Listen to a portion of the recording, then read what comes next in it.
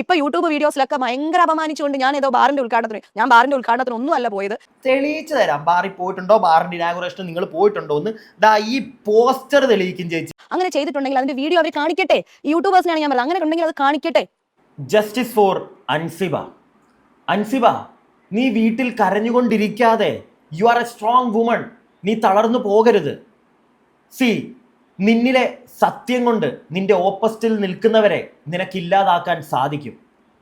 പ്രിയപ്പെട്ടവരെ, ലക്ഷ്മിപ്രിയ ചേച്ചി ഒരു ചോദ്യം ചോദിക്കുന്നത് കേട്ടു ഇന്നലെ ഒരു ഇന്റർവ്യൂവിൽ. യൂട്യൂബേഴ്സിന്റെ കയ്യിൽ തെളിവുണ്ടെങ്കിൽ അതങ്ങോട്ട് പുറത്തുവിടാൻ. ചേച്ചി ആ ഡയലോഗ് പറഞ്ഞത് കറക്റ്റായിട്ട് എന്നോടാണെന്ന് എനിക്കറിയാം.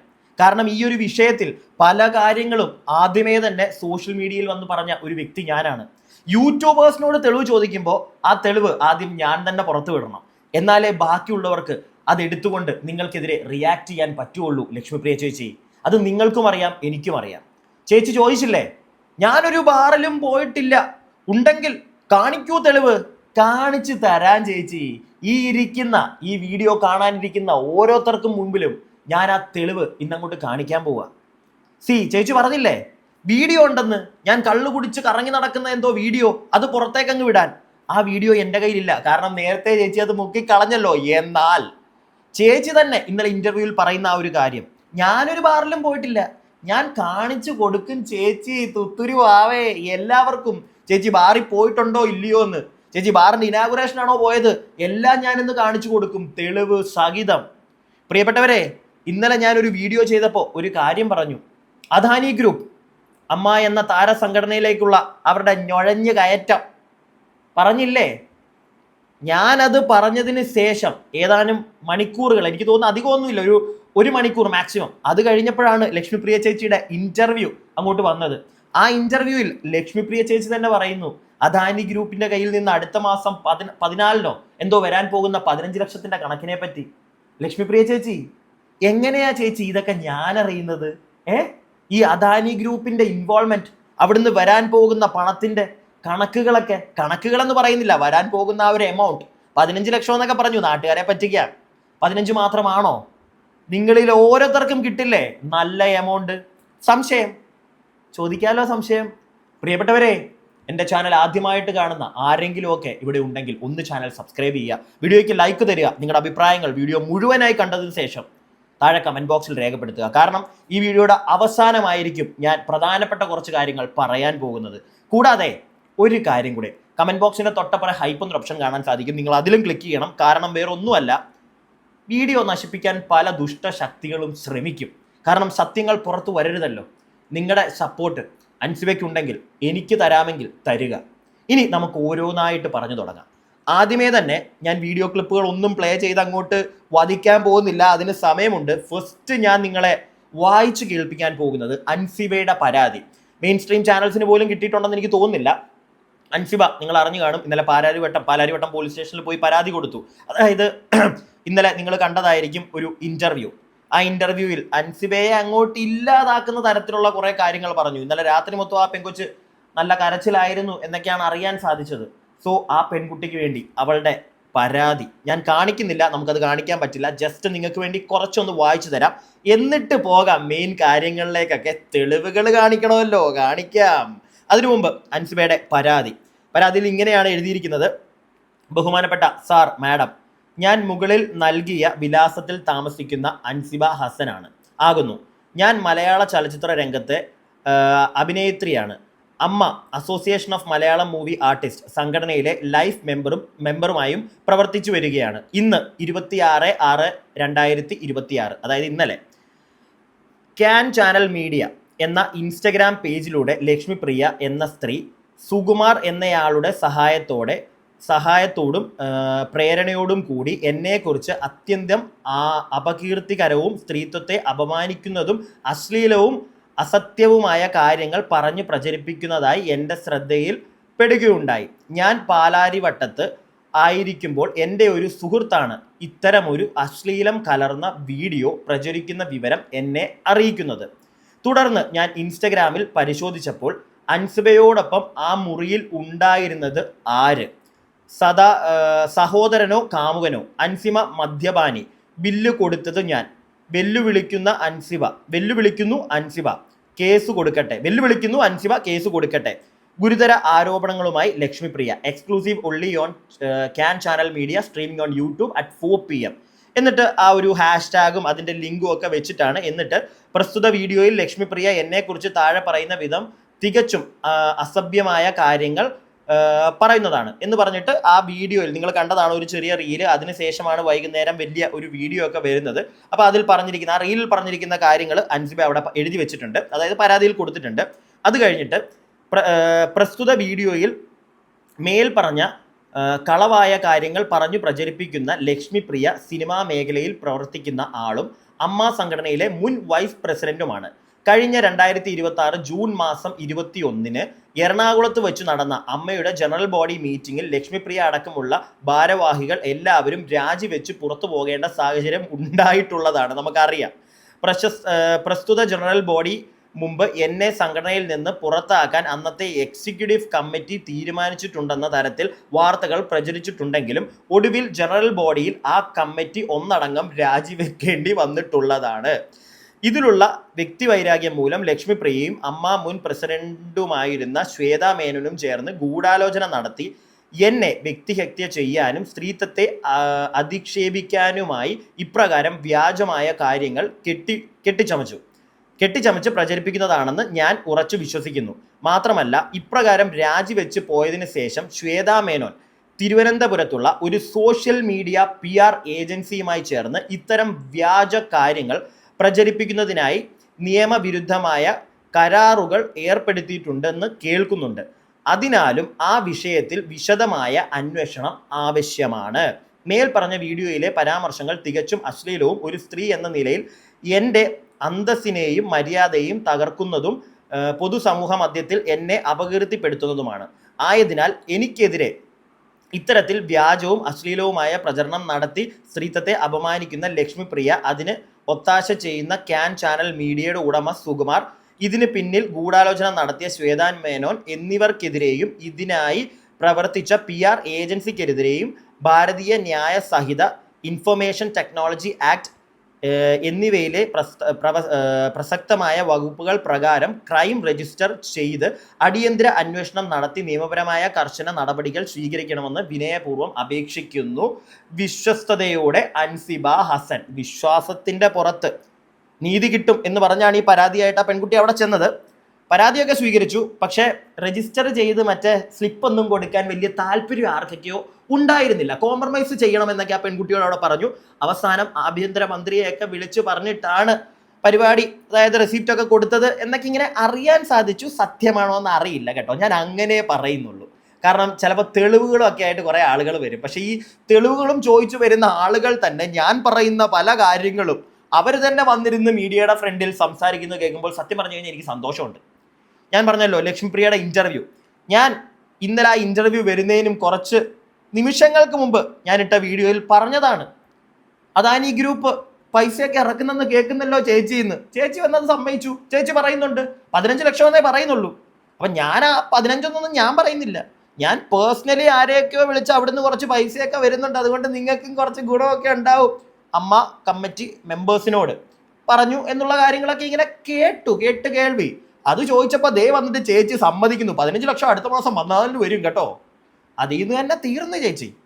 പക്ഷെ നിൽക്കട്ടെ, ചേച്ചിക്കുള്ള മറുപടി നാണല്ലേ തരണ്ടേ, എന്നാം തരാം. അതിനു മുമ്പ് ചേച്ചി പറയുന്ന കുറേ കാര്യങ്ങൾ ഞാൻ കേൾക്കാം. ബഹുമാനപ്പെട്ട ലക്ഷ്മിപ്രിയ ചേച്ചി, നിങ്ങളെ ഒരിടത്തും മറ്റേ സൈബർ അറ്റാക്കിന് ഇട്ട് കൊടുക്കണമെന്നോ നിങ്ങളെ അങ്ങോട്ട് നശിപ്പിക്കണമെന്നോ എനിക്കില്ല. നിങ്ങൾ വന്ന് പറയുന്ന കാര്യങ്ങൾ അത് കേൾക്കുമ്പോൾ നമുക്ക് വിശ്വസിക്കാൻ തോന്നുന്നില്ല. അപ്പം നമ്മൾ കുറേ കാര്യങ്ങൾ തിരക്കുമ്പോൾ കേൾക്കുന്നതൊക്കെ വേറെയാ. അത് സംശയത്തോടു കൂടി നമുക്ക് വന്ന് ചോദിക്കാമല്ലോ, ഇങ്ങനെയൊക്കെയാണല്ലോ ചേച്ചി കേൾക്കുന്നത്, സത്യമല്ലോ ഉണ്ടോ എന്ന് ചോദിക്കുന്നതിൽ എന്തെങ്കിലും തെറ്റുണ്ടോ മിസ് ലക്ഷ്മിപ്രിയ? അല്ല, അങ്ങനെയാണെങ്കിൽ ഇവിടുത്തെ ന്യൂസ് ചാനൽസും ഇവിടെ മാധ്യമമോ ഒന്നും വേണ്ടല്ലോ, പത്രം പോലും വേണ്ട അല്ലേ? അവരൊക്കെ ഇങ്ങനെയാണെന്നും പറഞ്ഞാൽ എഴുതി വിടുന്നത്. നമ്മൾ അങ്ങനെ ചോദിക്കുന്നില്ല, ഇങ്ങനെയാണോ എന്നല്ലേ ചോദിക്കുന്നുള്ളൂ. പിന്നെ ചേച്ചി ചോദിച്ച യൂട്യൂബേഴ്സിന് തെളിവ് തരാൻ പറഞ്ഞില്ലേ, തരാം. അതിനു മുമ്പ് ഇത് ഓരോന്നായിട്ട് നമുക്ക് കേട്ട് തുടങ്ങാം. ഈ അമ്മയുടെ ഈ പുതിയ ഭരണസമിതി 2 വർഷം മുമ്പ് അത് സ്ഥാനമേറ്റു. പക്ഷെ അത് കാലാവധി പൂർത്തിയാകാതെ തന്നെ അതിന് പിരിയേണ്ടി വന്നിരിക്കുമെന്ന വളരെ ദുഃഖകരമായ അവസ്ഥയിലാണ് നിൽക്കുന്നത്. എൻ്റെ വൈസ് പ്രസിഡന്റ് ദുഃഖമുണ്ടോ? ശരി, ഒട്ടും ദുഃഖമില്ല. ഒട്ടും ഒരു ശകലം പോലും ദുഃഖമില്ല. കാരണം അമ്മമാർക്ക് വേണ്ടിയിട്ട് എന്തെങ്കിലും വർക്ക് ചെയ്യണം എന്നുള്ള ഒരു ആഗ്രഹം ഉണ്ടായിരുന്നു. വളരെ വർഷങ്ങളായിട്ട് 10-18 വർഷമായിട്ട് അമ്മയുടെ മെമ്പറാണ്. അപ്പോൾ ഞാൻ ഒരിക്കലും ഒരു കമ്മിറ്റിയിൽ ഇരുന്നിട്ടില്ല. ഒന്ന് കൈവെക്കൂന്ന് പറയുമ്പോൾ ഇലക്ഷൻ ഇല്ലാതെ കൈവെക്കൂന്ന് പറയുമ്പോൾ പോലും ഞാൻ കൈവെക്കോ ഒന്നും ചെയ്തിട്ടില്ല. അപ്പോൾ അമ്മമാരെ ഒന്ന് സേവിക്കാൻ ഒരു അവസരം വേണമെന്ന് ഉള്ളിൽ ആഗ്രഹിച്ചിട്ട് ഞാൻ പറഞ്ഞിട്ടുണ്ടായിരുന്നു. എപ്പോഴെങ്കിലും അമ്മയുടെ ഷോസ് ഒക്കെ ചെയ്യുമ്പോൾ ഇവരെ ടേക്ക് കെയർ ചെയ്യുന്ന എന്തെങ്കിലും ഒരു ജോലി എനിക്ക് തരണം എന്ന് പറഞ്ഞിട്ടുണ്ടായിരുന്നു. അത് കഴിഞ്ഞിട്ട് ഈ പ്രാവശ്യത്തെ ഇലക്ഷനൊക്കെ അറിയാലോ, കഴിഞ്ഞ പ്രാവശ്യം ലാലേട്ടൻ ഹേമ കമ്മീഷന്റെ ഒക്കെ ബാക്കി കേൾപ്പിക്കാമേ. അൻസിബയുടെ ഒരു റൂട്ട് പിടിക്കുക അല്ലേ? അല്ല, എനിക്ക് അങ്ങനെയാണ് തോന്നുന്നത്, അമ്മമാരെ സേവിക്കാൻ. അല്ല, എന്നിട്ട് ഒരു അമ്മ പോലും നിങ്ങളെ സപ്പോർട്ട് ചെയ്ത് വരുന്നില്ലല്ലോ ലക്ഷ്മിപ്രിയ ചേച്ചി. ശ്വേതാ മേനോനെ സപ്പോർട്ട് ചെയ്യുന്ന കണ്ടു, മല്ലിക സുകുമാരൻ. പക്ഷെ നിങ്ങളെ സപ്പോർട്ട് ചെയ്ത ഒരു അമ്മ പോലും വരുന്നത് ഞാൻ കണ്ടില്ലല്ലോ. അൻസിബ ഒരുപാട് അമ്മമാർക്ക് നല്ല കാര്യങ്ങൾ, പെൻഷൻ വരെ എത്തിച്ചു കൊടുത്ത കാര്യങ്ങളൊക്കെ ഞാൻ പറഞ്ഞിട്ടുണ്ടായിരുന്നു, ഞാൻ അറിഞ്ഞതാണ്. ഓക്കെ, അതുകൊണ്ട് തന്നെ ആയിരിക്കും ആ പെൺകുട്ടിയുടെ കൂടെ പൊന്നമ്മ ചേച്ചി, അതുപോലെ തന്നെ മാലാ പാർവതി, പിന്നെ ആരൊക്കെയോ ആരൊക്കെയോ അവരുടെ കൂടെ ഉണ്ട്. മനസ്സിലായോ? വേണ്ട, ഒരാൾ ചേച്ചിയുടെ കൂടെ എന്താ വരാത്തത്? ഒരമ്മ, ഒരാളെങ്കിലും. ബാക്കി കേൾക്കാം. പശ്ചാത്തലത്തിൽ വളരെ അപ്രതീക്ഷിതമായിട്ട് ലാലേട്ടൻ രാജിവെക്കുന്നു, അസാധാരണ പൊതുയോഗം വരുന്നു, പിന്നെ ഒരു മത്സരം വീണ്ടും അഡ്ഹോക് കമ്മിറ്റി ആവുന്നു, മത്സരം വരുന്നു. ഇപ്പോഴുള്ള അതേ ഒരു അനിശ്ചിതാവസ്ഥ അന്നും ഉണ്ടായിരുന്നു. ഇതിനേക്കാൾ കുറച്ചുകൂടെ കോൺട്രവേഴ്ഷ്യൽ ആയിട്ടുള്ള വിഷയങ്ങൾ ആക്ച്വലി അന്നായിരുന്നു, ഇന്നല്ല. അപ്പോൾ സ്ത്രീകളുടെ അഭ്യർത്ഥന പ്രകാരമാണ് ഞാൻ എക്സിക്യൂട്ടീവ് കമ്മിറ്റിയിലേക്ക് മത്സരിക്കുന്നത്. മത്സരിക്കുന്ന സമയത്ത് നമ്മൾ സ്വാഭാവികമായിട്ടും ഒരുപാട് നോമിനേഷൻസ് കൊടുക്കും. അങ്ങനെ വൈസ് പ്രസിഡന്റ് ഒക്കെ കൊടുത്തിട്ടുണ്ടായിരുന്നു. അപ്പം ഇതിലൊരു മത്സരം വരട്ടെ, വൈസ് പ്രസിഡന്റ് ഇതിൽ ഒരു മത്സരം വരട്ടെ എന്നൊരു മുതിർന്ന നടൻ പറഞ്ഞതിന്റെ പേരിലാണ് ഞാൻ എക്സിക്യൂട്ടീവ് കമ്മിറ്റിയുടെയാണ് പിൻവലിക്കാനായിട്ട്, എക്സിക്യൂട്ടീവ് കമ്മിറ്റിയിൽ നിൽക്കാം, വൈസ് പ്രസിഡന്റ് സ്ഥാനം പിൻവലിക്കാമെന്നായിരുന്നു എന്റെ ആഗ്രഹം. പക്ഷെ അദ്ദേഹം ഒരു മത്സരം വരട്ടെ എന്ന് പറഞ്ഞതിന്റെ അടിസ്ഥാനത്തിലാണ് ഞാൻ മത്സരിച്ചത്. അത് തന്നെ നവ്യ നായർ അന്ന് പിന്മാറിയിരുന്നു. അതിന്റെ അടിസ്ഥാനത്തിലാണ് എനിക്ക് മത്സരിക്കേണ്ടി വന്നതാണ്. അപ്പോഴും എനിക്കറിയാം, എന്നെ പോലെ ഒരു 2ാം നിര നടി അല്ലെങ്കിൽ ഒരു 3ാം നിര നടി ഒരു വൈസ് പ്രസിഡന്റ് സ്ഥാനത്തിലേക്ക്, ഇത്രയും റെപ്യൂട്ടഡ് ആയിട്ടുള്ള ഒരു അസോസിയേഷന്റെ വൈസ് പ്രസിഡന്റ് സ്ഥാനത്തേക്കൊക്കെ വരുമ്പോൾ അത് പലതരത്തിലുള്ള മാനസിക ബുദ്ധിമുട്ട് മറ്റു പലർക്കും ഉണ്ടാവുമെന്നും അത് കാരണം എനിക്ക് പലവിധ പ്രശ്നങ്ങൾ ഉണ്ടാവുമെന്നും എനിക്ക് നന്നായിട്ട് അറിയാമായിരുന്നു. സർവ്വസാധാരണമല്ലേ? ലൈസ് റിമൂവർ പെയിൻ ശല്യത്തിൽ നിന്നും ഉടനടി ആശ്വാസം, നോ സൈഡ് എഫക്ട്സ്. ഒരു അമൃത് വേണി.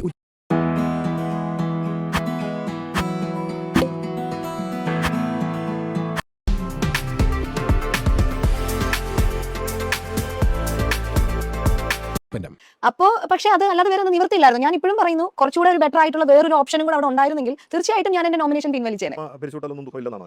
അമ്മ പിരിച്ചുവിട്ടതിൽ എനിക്ക് ദുഃഖമുണ്ട്.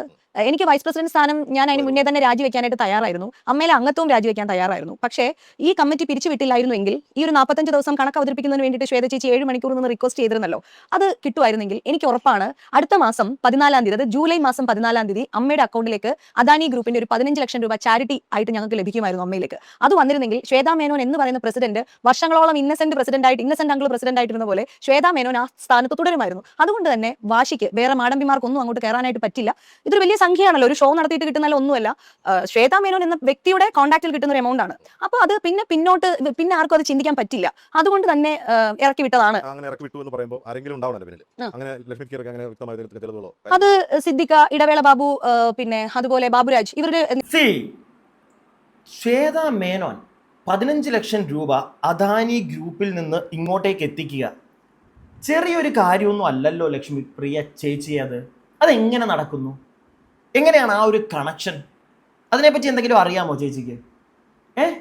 15 ലക്ഷം രൂപ, ഞാൻ വീണ്ടും പറയുന്നു, ഞാൻ ഓൾറെഡി പറഞ്ഞു കഴിഞ്ഞ കാര്യമാണ്. 15 ഒന്നും അല്ല. ഞാൻ അറിഞ്ഞത് രാജി വെച്ചതിന് ശേഷം ശ്വേതാ മേനോൻ പല ആളുകളെയും വിളിച്ച് പറഞ്ഞു കഴിഞ്ഞു, ഇങ്ങനെ പൈസയൊക്കെ വരും. അത് മാത്രമൊന്നുമല്ല, പേഴ്സണലി പല ആളുകൾക്കും ഇവിടെ ഗുണം ചെയ്യും, മനസ്സിലായോ? ഇല്ലെങ്കിൽ ED റൈഡ് വരും. അല്ല, ചെയ്യിപ്പിക്കാമല്ലോ അല്ലേ ലക്ഷ്മിപ്രിയ ചേച്ചി? വേണമെങ്കിൽ അതും പറ്റുമല്ലോ നമ്മുടെ ശ്വേത ചേച്ചിയെ കൊണ്ട്. കാരണം കേന്ദ്രത്തിലൊക്കെ നല്ല പിടിയായിരിക്കുമല്ലോ. അദാനി ഗ്രൂപ്പ് അമ്മ എന്ന് പറയുന്ന ഒരു താര സംഘടനയ്ക്ക് നിങ്ങൾ ആലോചിക്കണം. അപ്പൊ എന്തോരം പിടിപാടുണ്ടെന്ന്. ദൈവമേ, എൻ്റെ ചാനലൊക്കെ കാണുമോ? ചാനലിനൊന്നും ചെയ്യല്ലേ, ജീവിതമാർഗമാണേ കേട്ടോ.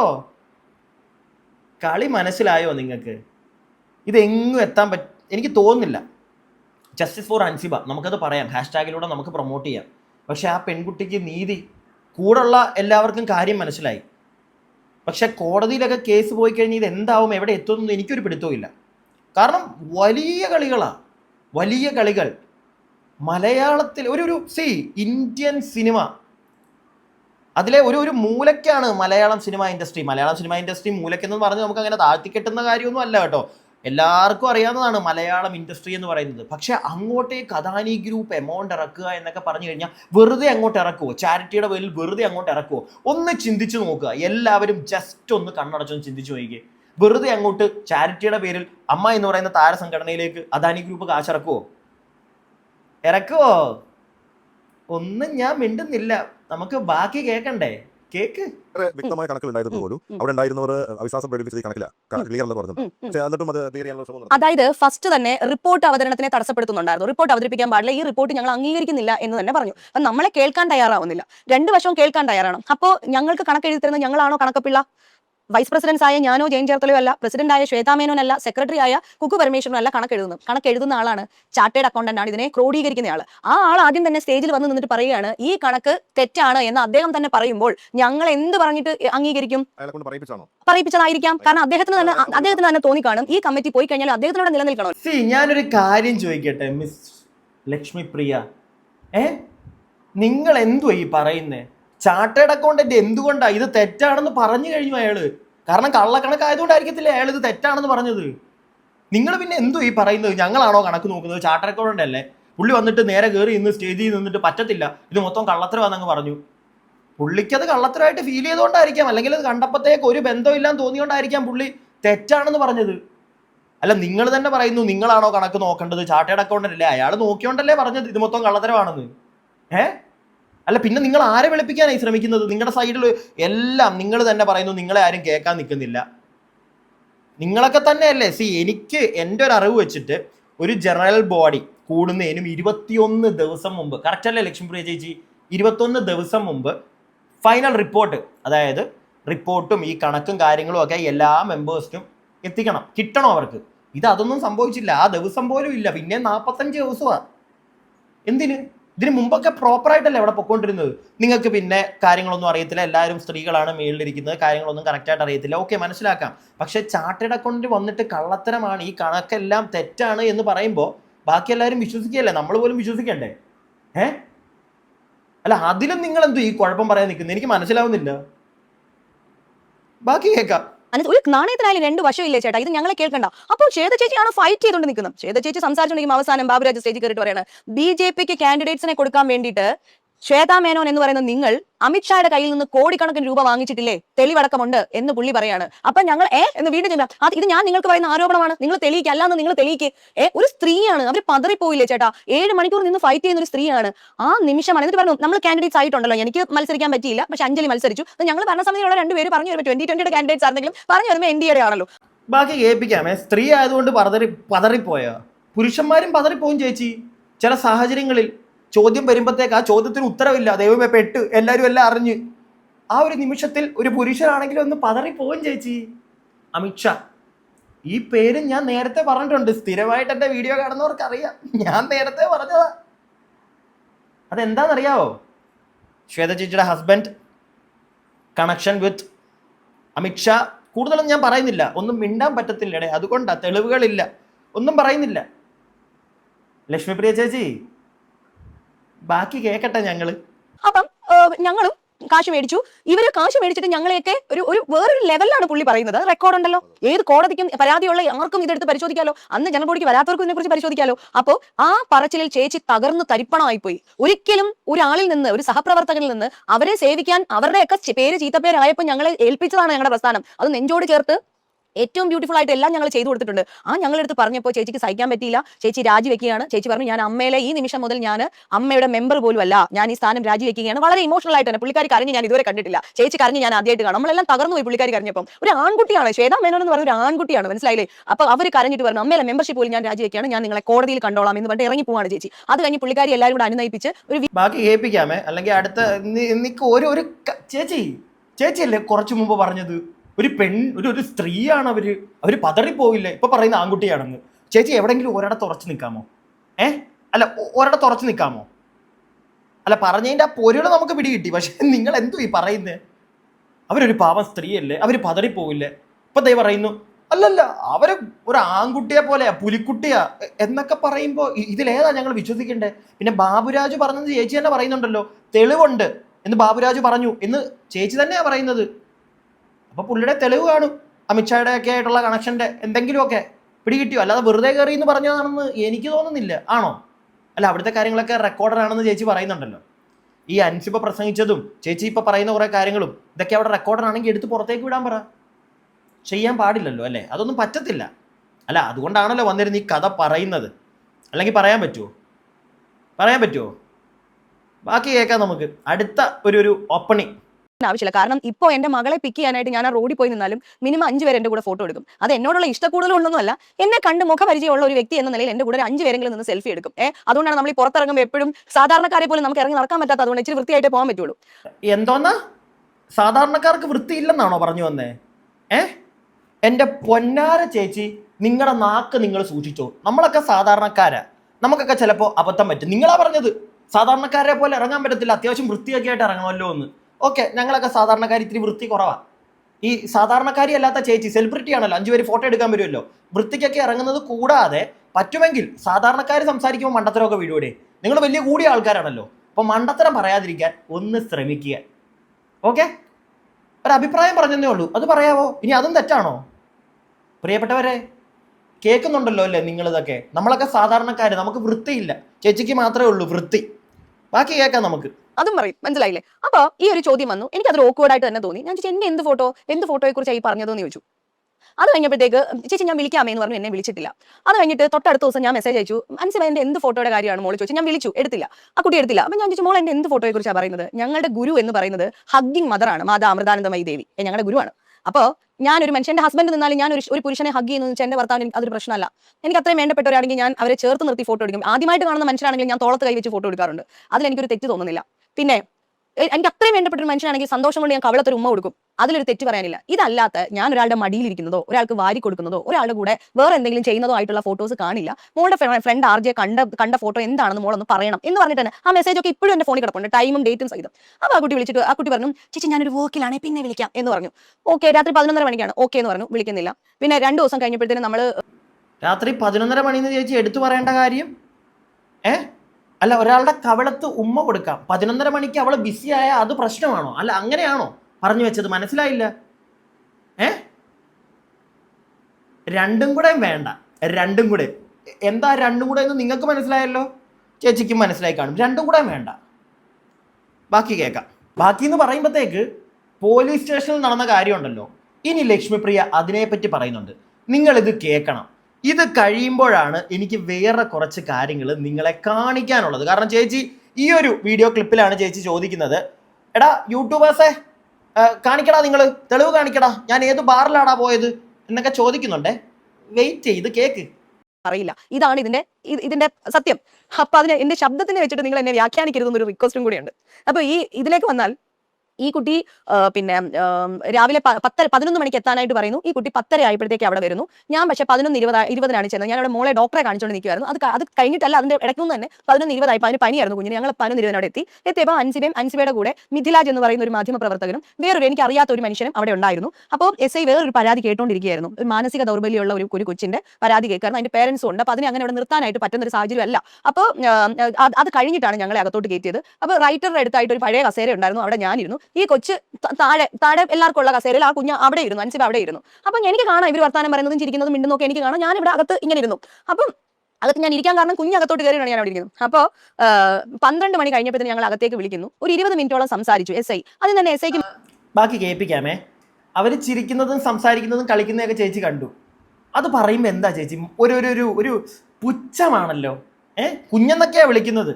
ആ കുഞ്ഞിൻ്റെ കൂടെ വന്ന മിഥുൽ രാജ് എന്ന് പറയുന്ന വ്യക്തിയൊക്കെ മാധ്യമപ്രവർത്തകൻ എന്നൊക്കെ പറയുന്നുണ്ടല്ലോ, ആ വ്യക്തിയൊക്കെ ഇരുന്ന് കളിക്കുകയോ ചിരിക്കുകയോ തമാശിക്കുകയോ ചെയ്താൽ ചേച്ചിക്ക് എന്താ പ്രശ്നം? അല്ല, അത് പറയുമ്പോൾ എന്തോ ഒരു മുഖത്തൊരു വ്യാകുലത കാണുന്നുണ്ടോ നിങ്ങൾ? എനിക്കത് കാണാൻ പറ്റി. എന്താ പ്രശ്നം? കറക്റ്റ് കുലസ്ത്രീ എന്നൊന്നും അല്ല വിളിക്കണ്ടേ. ബാക്കി കേൾക്കാം. മനസ്സിലായി, ഈ കുട്ടി പറയുന്നൊക്കെ കള്ളമാണെന്ന് മനസ്സിലായി. ഈ കുട്ടി ലാസ്റ്റ് അങ്ങനെ ഒരു ആർജി ഉണ്ടായെന്ന് പറഞ്ഞിട്ട് ആർജിയുടെ പേര് പറയുന്നില്ല, എവിടെയാണ് ഈ ഫോട്ടോ എടുത്തത് അതിനെക്കുറിച്ച് പറയാനില്ല, ഏത് ഫോട്ടോയാണ് കണ്ടത് ഒന്നും പറയാനില്ല. ലാസ്റ്റ് പറഞ്ഞത് ഇൻസ്റ്റാഗ്രാമിൽ ഫോട്ടോ പോസ്റ്റ് ചെയ്തിട്ടുണ്ടല്ലോ, വീഡിയോ, അതിനെക്കുറിച്ചാണെന്ന്. അപ്പോഴാണ് എനിക്ക് മനസ്സിലാകുന്നത് ഞാനും വേറൊരു ആർട്ടിസ്റ്റും കൂടി പോയെന്ന് പറഞ്ഞല്ലോ, ആ ഒരു പ്രോഗ്രാമിനെ കുറിച്ചാണ് പറയുന്നത്. അത് ഇപ്പൊ യൂട്യൂബ് വീഡിയോസിലൊക്കെ ഭയങ്കര അപമാനിച്ചുകൊണ്ട് ഞാൻ ഏതോ ബാറിന്റെ ഉദ്ഘാടനത്തിന് ഒന്നും അല്ല പോയത്, ബാറിന്റെ ഉദ്ഘാടനത്തിന് പോകുന്ന വ്യക്തിയുമല്ല ഞാൻ. ആ കാശും എനിക്കൊണ്ട് വേണ്ട. എന്റെ കസിൻ സിസ്റ്റർ, എന്റെ ഹസ്ബൻഡിന്റെ കസിൻ സിസ്റ്റർ സ്മിത ചേച്ചി ഓർഗനൈസ് ചെയ്ത ഒരു പ്രോഗ്രാമിൽ സ്ത്രീകൾക്ക് വേണ്ടി മാത്രമുള്ള 250 സ്ത്രീകൾക്ക് വേണ്ടിയിട്ടുള്ള ഒരു പ്രോഗ്രാമിൽ പങ്കെടുക്കാനാണ് ഞാനും ആർട്ടിസ്റ്റും പോയത്. അതിനുശേഷം ഞങ്ങൾക്ക് ഇവരൊരു ഡിന്നർ അറേഞ്ച് ചെയ്തിരുന്നു. ഈ ഡിന്നർ എന്ന് വെച്ചാൽ ചേച്ചിയും ചേച്ചിയുടെ സുഹൃത്തുക്കളും, ചേച്ചിയുടെ ഹസ്ബൻഡ്, ചേച്ചിയുടെ മകൻ, ഞാൻ, നമ്മുടെ ലളിതകലാ അക്കാദമിയുടെ മുൻ ചെയർമാനായിരുന്നു സുരേഷ് സോമ സാറ്, ഇങ്ങനെ കുറെ അധികം പേരുണ്ട്. അപ്പോൾ സുരേഷ് സാറിന് നല്ല കൊട്ടും നാടൻ പാട്ടും ഒക്കെ കേട്ടപ്പോൾ എന്നോട് പാട്ട് പാടാൻ പറഞ്ഞപ്പോൾ ഞാൻ പറഞ്ഞു എനിക്ക് പാടാനൊന്നും അറിയില്ലെന്ന് പറഞ്ഞിട്ട് ഞാൻ അവിടെ നിന്ന് താടക എന്ന രാജകുമാരി വിന്ധ്യശൈലത്തിന്റെ താഴ്വരയിൽ നിന്നുള്ള കവിത ഞാൻ അവിടെ പോയി നിന്ന് ചൊല്ലി. ഇതല്ലാതെ ഞാൻ മദ്യപിക്കുകയോ ഞാൻ ബോധം കെടുകയോ ഞാൻ ഡാൻസ് ചെയ്യുകയോ ഞാൻ ഒരു കാര്യങ്ങളും ചെയ്തിട്ടില്ല. അങ്ങനെ ചെയ്തിട്ടുണ്ടെങ്കിൽ അതിന്റെ വീഡിയോ അവർ കാണിക്കട്ടെ. യൂട്യൂബേഴ്സിനാണ് ഞാൻ പറഞ്ഞത്, അങ്ങനെ ഉണ്ടെങ്കിൽ അത് കാണിക്കട്ടെ.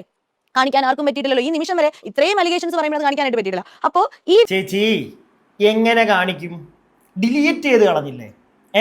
ഡിലീറ്റ് ചെയ്ത് കളഞ്ഞില്ലേ? അത് ഇല്ലെങ്കിൽ ഞാൻ കാണിച്ചു തന്നെ. എനിക്ക് പറ്റിയൊരു അബദ്ധമുണ്ട്. ഞാൻ ആ വീഡിയോ കണ്ടപ്പോൾ ഞാനത് ഡൗൺലോഡ് ചെയ്ത് വെച്ചില്ല. അതെൻ്റെ ഒരു അബദ്ധമാണ് എന്ന് വെച്ചിട്ട് ചേച്ചി പറയുന്ന എല്ലാത്തിനും എൻ്റെ തെളിവില്ല എന്നല്ല. അല്ലെങ്കിൽ ചേച്ചി ചോദിക്കുന്നുണ്ടല്ലോ കുറച്ച് കാര്യങ്ങൾ, അല്ലെങ്കിൽ ചേച്ചി പറയുന്നുണ്ടല്ലോ ഞാൻ ബാറിലേ പോയിട്ടില്ല, എനിക്ക് അതുകൊണ്ട് ജീവിക്കേണ്ട ആവശ്യമില്ല.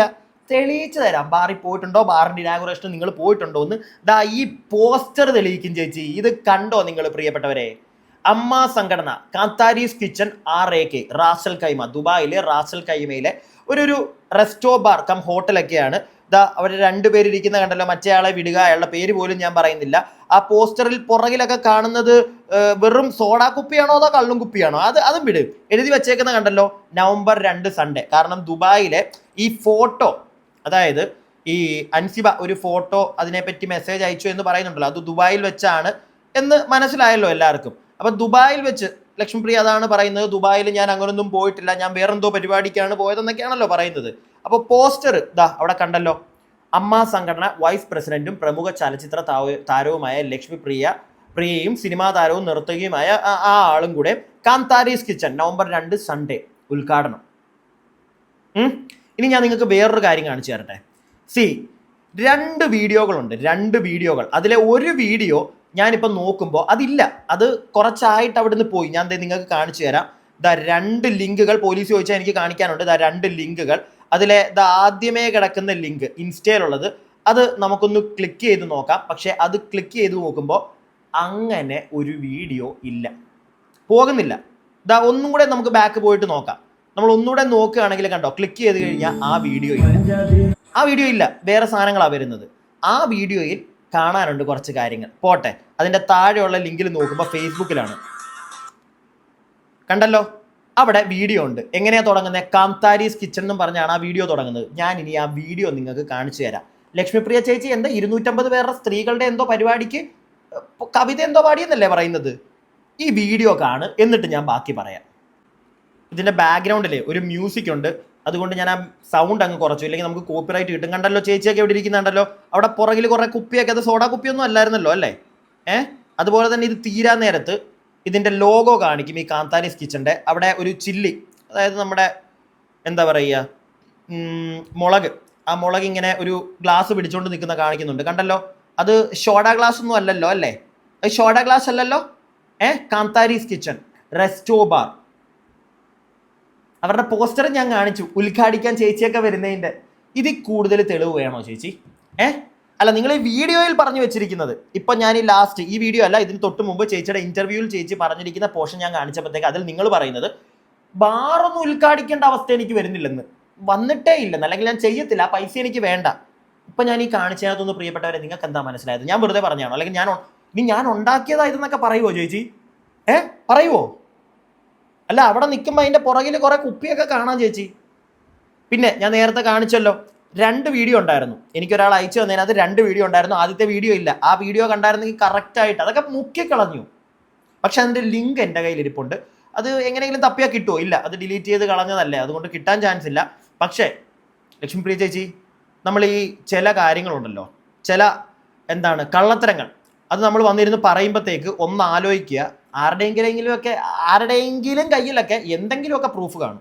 ഇപ്പം ഞാൻ കാണിച്ച കണക്ക് ബാറ് കണ്ടിട്ടേ ഇല്ല എന്ന് പറഞ്ഞല്ലോ, ബാറിലൊന്നും പോണ്ട, കണ്ടല്ലോ, ഇതേ പോസ്റ്റർ ഉണ്ട് ചേച്ചി. കാന്താരീസ് കിച്ചൺ അതിപ്പോൾ പൂട്ടി, അതിപ്പോൾ വേറെന്തോ പേരിലൊക്കെ ഇപ്പം നടത്തുന്നത്. റെസ്റ്റോ ബാറാ, ഓക്കെ. ഭക്ഷണവും കഴിക്കാൻ അവിടെ ആൾക്കാർക്ക് എല്ലാം അവിടെ ഈ പരിപാടിയുണ്ട്. ഒരു ബാറിൻ്റെ ഉദ്ഘാടനത്തിന് പോകുന്നത് അത്ര വലിയ മോശം പരിപാടി അങ്ങനെയല്ല ഞാൻ പറഞ്ഞു കളയുന്നത്. പക്ഷേ അതിൻ്റെ മാത്രം പരിപാടിക്കായിട്ട് പോകുന്ന ചില ആൾക്കാരെ നമ്മൾ വിമർശിച്ചിട്ടുണ്ട്. പക്ഷേ ഇതിനകത്ത് ലക്ഷ്മിപ്രിയ വേറെയും ഉദ്ഘാടനത്തിനൊക്കെ പോകുന്നതാണെന്ന് തോന്നുന്നു. പക്ഷേ നിങ്ങൾ പറയുന്ന, നിങ്ങളുടെ നാക്കുകൊണ്ട് നിങ്ങൾ പറയുന്നത് അത് കള്ളത്തരമാണെന്ന് ഇവിടെ തെളിയുന്നുണ്ട് ചേച്ചി. ഞാൻ പോകാറേ ഇല്ല, ആ കാശൊന്നും എനിക്ക് വേണ്ടെന്ന്. കണ്ടല്ലോ എന്തിനാ പോയെന്ന്. ഇനി അവിടുത്തെ ഏതെങ്കിലും ഫോട്ടോ ആരെങ്കിലും കണ്ട് നമ്മുടെ അൻസിബയുടെ RJ ഫ്രണ്ടോ വോട്ടവർ, എനിക്ക് അതിനെപ്പറ്റി അറിയില്ല, ഞാൻ അതിനെപ്പറ്റി കൂടുതലൊന്നും പറയാനും നിൽക്കുന്നില്ല. അത് വേണ്ട, അതിൻ്റെ ആവശ്യമില്ല. അവരായിട്ട് തന്നെ ആരെങ്കിലും പറയട്ടെ. പക്ഷെ നമ്മളോട് യൂട്യൂബേഴ്സിനോട് ചോദിച്ച തെളിവ്, തെളിവ് അടിച്ച് ഫിറ്റാവുന്ന അല്ലെങ്കിൽ അവിടെ കിടന്ന് തുള്ളുന്ന ഇല്ല. അത് ഞാൻ ഇതിന് മുമ്പ് ഒരു വീഡിയോ ചെയ്തപ്പോഴും പറഞ്ഞിട്ടുണ്ട്, അതില്ല. അതിൻ്റെ ലിങ്ക് കിടപ്പുണ്ട്. പക്ഷെ ആ വീഡിയോ അവിടുന്ന് ഡിലീറ്റ് ചെയ്ത് കളഞ്ഞു. ആര് കളയിപ്പിച്ചു എന്ന് വെച്ചിട്ട് ഇപ്പോൾ അത് സത്യം പറഞ്ഞോണ്ടല്ലോ, ചേച്ചി മുത്താണ് ചേച്ചി. അതുകൊണ്ട് തന്നെയാണ് ചേച്ചി വന്നിരുന്ന് ഇപ്പോൾ ഈ സാധനം പറഞ്ഞത്. ഞാൻ ബാറിൻ്റെ ഉദ്ഘാടനത്തിന് പോയിട്ടേ ഇല്ല എന്ന്. അവിടെ തീർന്നു. പോയിട്ടുണ്ടോ ഇല്ലയോ എന്ന് ഈ പോസ്റ്റർ കാണുമ്പോൾ എല്ലാവർക്കും മനസ്സിലാവും. അല്ലെങ്കിൽ ഈ വീഡിയോയും വിട്ടേക്കും. ആ പോസ്റ്ററിൽ എന്താ, ഇനി ആ പോസ്റ്റർ ഞാൻ ഉണ്ടാക്കിയാന്ന് പറയുമോ? അതൊക്കെ മുക്കിക്കളഞ്ഞു. പക്ഷേ കിട്ടി ചേച്ചി ആ സാധനങ്ങളൊക്കെ നമ്മുടെ കയ്യിൽ. കൂടുതലൊന്നും പ്രിയപ്പെട്ടവരെ എനിക്ക് നിങ്ങളോട് പറയാനില്ല. ഏകദേശം കാര്യങ്ങളൊക്കെ നിങ്ങൾക്ക് മനസ്സിലായല്ലോ. ഇനി ഇതൊന്നും കൂടാതെ ഈ ഇൻ്റർവ്യൂവിൽ, ഇന്നലെ വന്ന ഇൻ്റർവ്യൂവിൽ ഒരുപാട് കാര്യങ്ങൾ പറയുന്നുണ്ട്. ഇഗ്നോർ ചെയ്യാൻ ഞാൻ ഓൾറെഡി ഇന്നലെ ഇട്ട വീഡിയോയിൽ പറഞ്ഞിട്ടുണ്ടായിരുന്നു. ഇവരുടെ ആ ഷോർട്ട് റീലിൽ ഇവർ പറയുന്ന കുറച്ച് കാര്യങ്ങൾ, അല്ലെങ്കിൽ ആ ഒരു ചാനലിട്ട ആ ഷോർട്ട് റീലിലുള്ള കുറച്ച് കാര്യങ്ങൾ, അതിനെ വെച്ച് തന്നെ ഞാൻ സംസാരിച്ചതാ. മിഥിലേട്ടൻ എനിക്ക് വളരെ പേഴ്സണലായിട്ട് കുറച്ചായിട്ട് അറിയാവുന്ന ആളുകളാണ് മിഥിലേട്ടനൊക്കെ. ഒരിക്കലും പുള്ളി ഇങ്ങനൊരു പരിപാടി എന്ന് വെച്ചിട്ട് അൻസിബയായിട്ട് അറിയത്തില്ല എന്നൊന്നും അല്ല ഞാൻ പറയുന്നത്. അൻസിബ വളരെ വർഷങ്ങളായിട്ട് അറിയാം മിഥിലേട്ടന്. എനിക്ക് തോന്നുന്നു ഒരു സിസ്റ്ററിനെ പോലെയാണ്. അൻസിബയുടെ പല കാര്യങ്ങൾക്കും സഹായിക്കാനായിട്ട് മിഥിലേട്ടൻ ഇറങ്ങുന്നുണ്ട്. എന്താ ഇറങ്ങുന്നത് തെറ്റാണോ? പുള്ളി കോടതിയിലോട്ട് പോകുന്നുണ്ട്, ലക്ഷ്മിപ്രിയ ചേച്ചി. ഓക്കെ, ബാക്കി അത് അങ്ങനെ അങ്ങ് പോകട്ടെ. കേസും കാര്യങ്ങളും ഒക്കെ ആയിട്ട് അവർക്കും വേണമല്ലോ ഒരു കുടുംബം. പുള്ളി കല്യാണം കഴിച്ച് കുടുംബമൊക്കെ ഉള്ളതാ. അതില്ലാതാക്കാനല്ലേ ഇപ്പൊ ശ്രമിച്ചത്. വെറുതെ വിടത്തില്ല, അവരും പോകും നിയമപരമായിട്ട്. പോകട്ടെ. നിങ്ങൾ ഈ പല ഇന്റർവ്യൂകളിലും വന്നിരുന്ന് പറയുന്ന കാര്യങ്ങൾ തന്നെ അത് കോടതിയിൽ എത്രത്തോളം എനിക്കറിയില്ല വാലിഡ് ആവുമെന്ന്. ചോദിച്ചു കഴിഞ്ഞാൽ നമ്മുടെ കൊടുക്കാൻ പ്രൂഫും ഉണ്ട്. ഇതൊക്കെ വന്നിരുന്ന് ഇന്റർവ്യൂവിൽ പറയുന്നു. ഇനി ആ ഇന്റർവ്യൂ ബുക്ക് കളയോ, അല്ലെങ്കിൽ ആ പോർഷൻ കട്ട് ചെയ്ത് കളയോ? ഇല്ല, നമ്മുടെയൊക്കെ വീഡിയോയിൽ കാണുമല്ലോ. ബാറിൽ പോയിട്ടില്ല, അവിടെ പോയിട്ടില്ല, എനിക്ക് അതിൻ്റെ ആവശ്യമില്ല, അതേ പോയതിൻ്റെ പോസ്റ്റർ ഉണ്ട്. ഇതൊന്നും പോരെ? ഇതൊന്നും പോരെ നിങ്ങൾ പറയുന്നതിനകത്ത് കള്ളമുണ്ടെന്ന് തെളിയിക്കാൻ? തെളിയണം. ഞാൻ എൻ്റെ അഭിപ്രായങ്ങളാണ്. വലിയ ടീമുകളാണ് ഇതിൻ്റെയൊക്കെ പുറകെ ഉള്ളത്. നിങ്ങൾ കേട്ടല്ലോ എവിടെ നിന്നൊക്കെയാണ് സോഴ്സ് മണി വരുന്നതെന്നുള്ളത്. അതുകൊണ്ട് തന്നെ എന്താവും, നമ്മളെയൊക്കെ ജീവനോടെ കത്തിക്കോടെ അറിഞ്ഞുകൂടാ. ഞാൻ എൻ്റെ അഭിപ്രായം പറഞ്ഞെന്ന് ഉള്ളു പ്രിയപ്പെട്ടവരെ. വേറെ ആരുടെയും പേഴ്സണൽ ലൈഫിലേക്ക് ഒന്നും ഞാൻ ചെല്ലുന്നില്ല. എൻ്റെ അഭിപ്രായങ്ങൾ എനിക്ക് കിട്ടുന്ന ഒരു കുറച്ച് ഇൻഫർമേഷൻസ് വെച്ച് ഞാൻ സംസാരിക്കുന്നു. തെറ്റുണ്ടോ നിങ്ങൾ പറ. ഞാൻ എൻ്റെ അഭിപ്രായം ഇനിയും പറഞ്ഞുകൊണ്ടിരിക്കും. അടുത്ത വീഡിയോ ആയിട്ട് എത്രയും പെട്ടെന്ന് വരാം. അടുത്ത വീഡിയോ ആയിട്ട് എത്തുന്നവരെ stay tuned and stay weird.